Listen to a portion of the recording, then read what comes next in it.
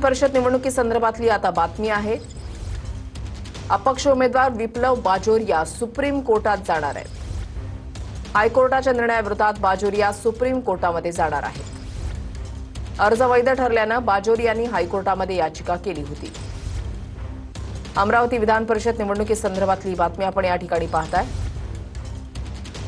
अर्ज अवैध ठरला, त्याच्यामुळे आता विप्लव बाजोरिया हे सुप्रीम कोर्टामध्ये जाणार आहेत। हायकोर्टाच्या निर्णयाविरोधात बाजोरिया सुप्रीम कोर्टामध्ये जाणार आहेत। अर्ज अवैध ठरल्यानं बाजोरियांनी हायकोर्टामध्ये याचिका केलेली होती।